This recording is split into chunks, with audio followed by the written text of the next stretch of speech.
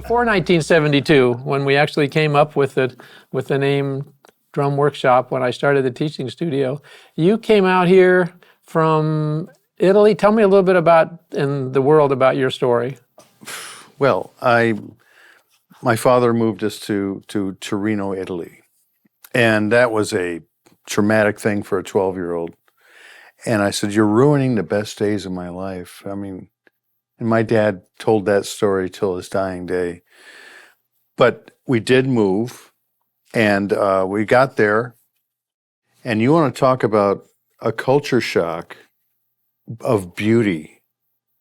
I mean, I came from the Dearborn, Michigan area, which I dearly love. And I've got a tremendous family and friends there.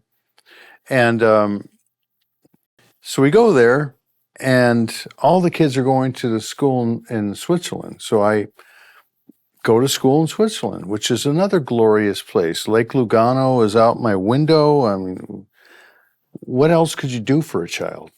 And then as we grew up, it was time to go back to the States.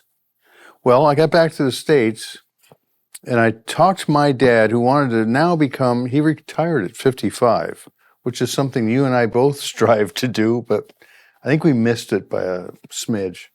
Couple of decades, as a matter of fact, so far, right? Anyway, so anyway, I talked him into buying me a Honda 450 motorcycle, and I said, "I've got to get to LA." Now, why? Well, I had a girlfriend. Remember the Blocker family? Sure, of course. Well, everybody would remember them. Explain a little bit of the background. The Blocker family I lived with in Switzerland. They became such dear friends and family to me that when Dan passed away, unfortunately, they all moved back to Malibu. Explain for a second who Dan Blocker was. Dan Blocker was Hoss on Bonanza. You can't miss him. Right. And he was such a lovely human being, incredible, taught me a lot. And so I got to Michigan, and I said, "Dad, I need a motorcycle." And he goes, "Boy, I don't like the idea of you doing that." So I said, "Yeah, but I need it." Okay. So as I'm revving it up, getting ready to go, I've never ridden a motorcycle in my life. And he goes, "You're going to need some travel cash." Because I didn't have a job. I didn't know you. And he knew where you were going with the motorcycle. He knew where I was going. He knew you were heading to L.A. Heading for L.A. I mean, those are those Thomas Brothers books. Okay, we go here, here, here. Anyway, so I took off, and he gave me $70. And $70 back in, 72 was pretty good cash. So I stayed in every Thunderbird motel I could stay in, and got to this one place where it was pounding rain, and it was just like the most miserable time. I wasn't cool. I had handlebars were out here. Easy Rider was out with the backpack and the American flag. I wasn't that guy. So I finally got out, but I was soaked in this one episode. I think it was outside of Nebraska, and it's pounding. So I see the green light on the hill. Go drive towards that, because it's like I'm all the way through to the skin. I didn't have leathers and stuff like that. Left with tennis shoes and a t-shirt, jeans, and they're soaked. So I go up there, and the doors, they didn't even open up. We weren't cool back then, so you had to open the door. And I opened the door, and they said, "Stop. Stand right there," because water was pouring off of me, and I took my helmet off.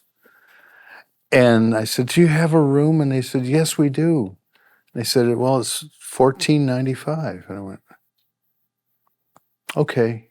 So got back on the bike and drove under a underpass and spent the night shivering, damn cold. And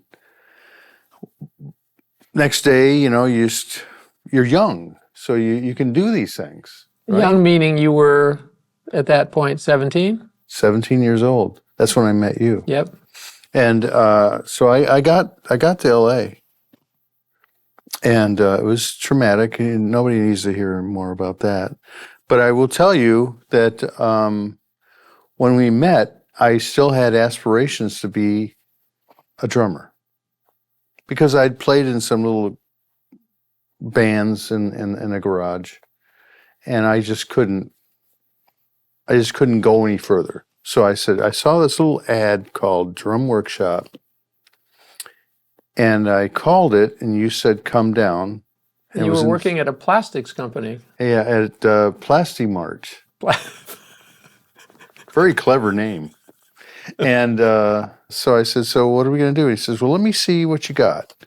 And I started to play for Don. I was excited about that. We were at 2902 Lincoln Boulevard. Right.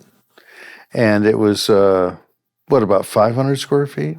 It's a small nail salon right now and was less than the size of a single car garage. And let me bring up to date how we got there. Let's do that. And then pick it up with us meeting when you walked in the door there.